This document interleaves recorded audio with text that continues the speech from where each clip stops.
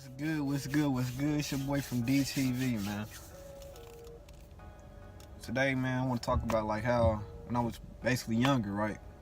Like shit, like in like the I'm saying like when fucking beginning of middle school or some shit, right? How I used to make money back in fucking school, bro. Just like shit.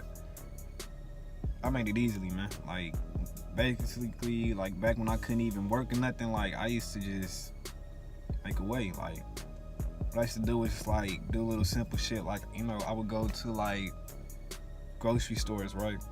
And I'd buy like fucking Takis and shit. And I used to go get like I think it was like what 200 sandwich bags from Family Dollar or some shit for like $3.50. I used to go buy that shit and I used to just sack the shit up, right? And then I used to sell the fucking bags for like 14 chips. Like basically like my motherfucking bags used to be like 2 for motherfucking 1, I want to say. So I had like 7 chips into each bag, right? And then meanwhile, I used to make at least like what $6-7 from off $2 bag of fucking Takis or some shit, you know. Then with that same money and I used to fucking make, I used to go buy more Takis. Basically, it's like, bro, it's just basically like a motherfucking a cycle, basically. You know what I mean? It's like basically, it's like you gotta know how to hustle and get it directly back. You feel me? So basically, like once I started getting up to like having more money and shit, I started buying like Pop-Tarts and shit just like that, little fucking pops and shit, like whatever that was on sale. I would try to make my money back plus some more, then I would save that same money. Like shit, it's just like a little fucking tip for young people out there, you know. I understand how hard and that shit can be without having like a motherfucking job at a fucking young age and shit.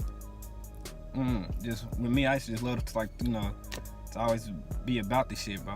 I always love to motherfucking be getting the fucking money and shit, so like, yeah.